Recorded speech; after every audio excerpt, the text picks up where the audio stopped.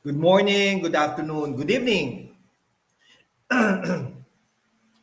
This is Alan Burgos from the hashtag Walk with Love channel. Welcome and welcome back to our channel. Guys, if you are not yet subscribed to our channel, please do it so now so that you can be a part of this growing family. Officially, we are now 9,198 subscribers. Maraming salamat po sa inyong lahat. Mabuhay po kayo. God bless you all. Mahal na mahal ko po kayo. At mag-iingat po tayo lagi, no? Ay tayo po ay wag po tayong magano ng mga negative bashers natin.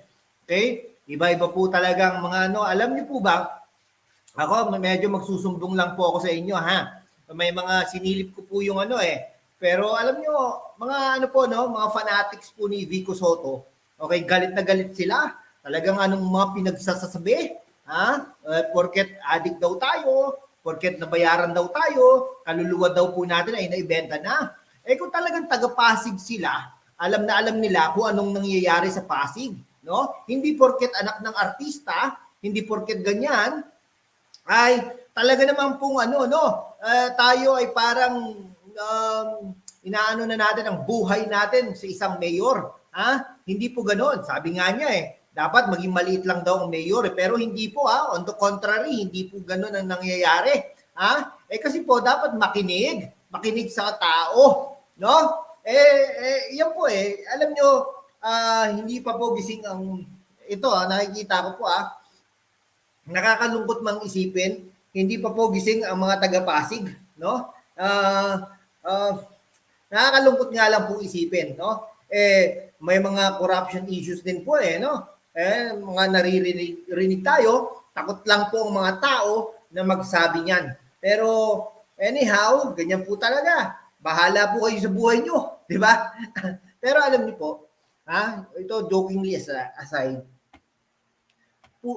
meron po kasing panawagan si Attorney Sia at saka si Sara Diskaya ng Partido Federal ng Pilipinas na magkaroon ng peace covenant, no, between her and then all other candidates and Vico Soto. Kaya lang po naging duwag po si Vico Soto sa panawagan ni Sara Diskaya, naging dahil nga po naman ay hindi po pumayag si Vico Soto. Nakakalimutan ko pa. Ano ba yan? Okay? Ayun po, no, ang kalaban po, naging duwag po, no, si Vico Soto sa kanyang katunggali na si Sara Diskaya, no, talagang kasi po sabi ni Diskaya na magkaroon po sila ng peace covenant for a friendly political campaign to ensure clean and honest elections in the city next year. Kung natatakot po talaga si Vico Soto dahil nga po naman sabi niya ay may kaugnayan pa daw ito sa iba't ibang sa COMELEC, no, nagkaano na nga tawag dito, nag-divest na nga ano ba yan?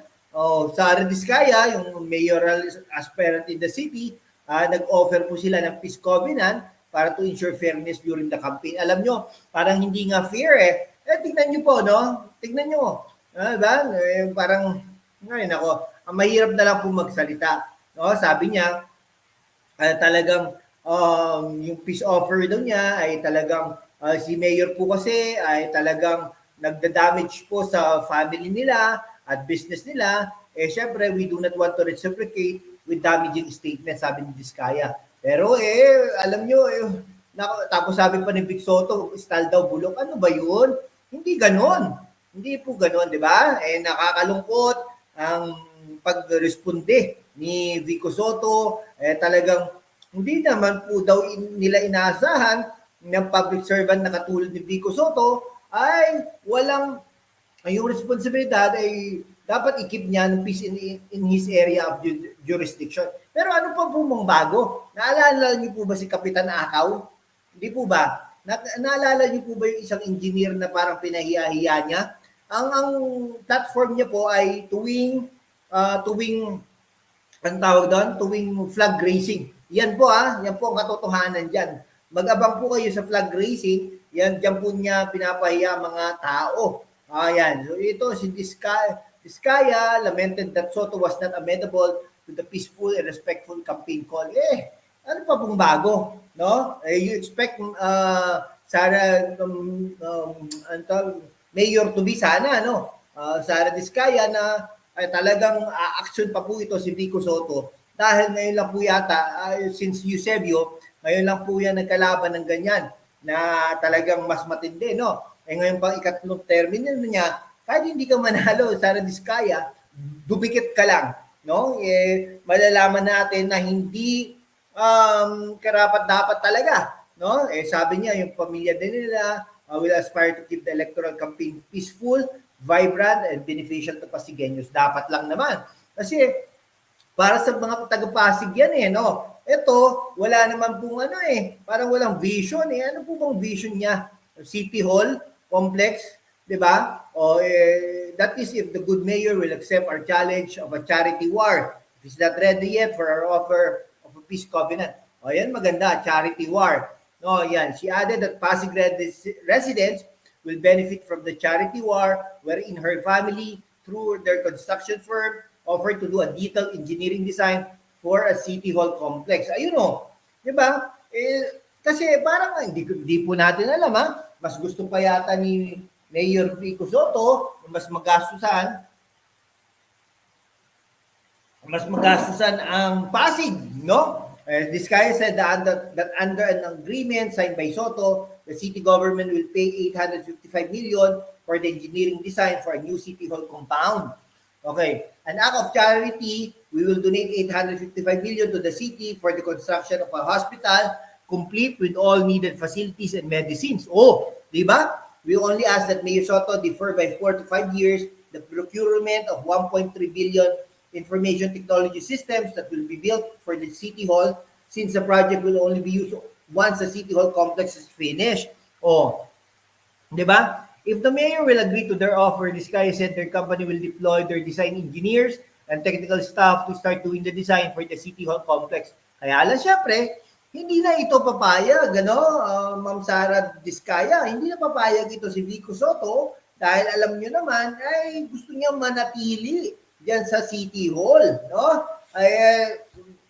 Ang problema, mga taga-Pasig naniniwala agad-agad, no? Ayan, she said that the city can use the 1.3 billion to fund projects that would benefit the poor. Tama, tulungan niyo po ang mga taga-Pasig, no? Kaya lang, hindi po natin alam bakit po nagkakaganyan, no? Ay, nako, hirap po, no? Yung mga bashers po dyan, okay lang po, masaya naman po ako. Ayan, nagdadasal naman po tayo, pinagdadasal po natin kayo na maigi po kayo yung mga ginagawa nyo sa buhay. Huwag po kayong masyadong fan ni Vico Soto. Mahirap po yan. Na hindi naman po forever nandyan yan. Sooner or later, mawawala din yan po yan sa Pasig at kakalimutan na po niyan kayo. No? Kaya pwedeng tumakbo bilang senador yan. Sana matalo o sana manalo. Hindi po natin alam. Di ba? Hindi nga niya po sinuportahan ang tito niya nung tumakbo bilang vice-presidente. Di po ba? Sige po, hanggang dito na lang po mga kababayan ko. Maraming salamat po sa inyong lahat. Tayo, matapang natin sinasabi na sa tama lang po tayo. Hindi po tayo binabayaran ng kahit nino man. No? Hindi pa po natin namimit yan, Sara Diskaya. Hindi po natin namimit yan si Isko Moreno. Okay? Si Mayor Vico Soto, namit na po natin yan. Nakita na po natin paano mag-speech yan. Nakita na po natin yan paano mamahiya ng tao din. Diba? Pero, ang maganda sa kanya, ini-spin niya. No? Kunwari, joke lang. Ay, ganon. Diba? Kunwari yung I love you, diba? Parang pag I love you too, pero manahimik ka muna. Diba? Nai-spin niya, magaling. Mana siya kay Vic Soto. Okay? Ayun, Tapos, ano pa po yung magaling siya, in fairness, magaling din naman. Pero yung ang balita natin, yung gusto lang niya. Yun yung yun yung doon, sige po, hanggang dito na lang po mga kaibigan ko. Maraming salamat po sa inyong lahat. Mabuhay po kayo.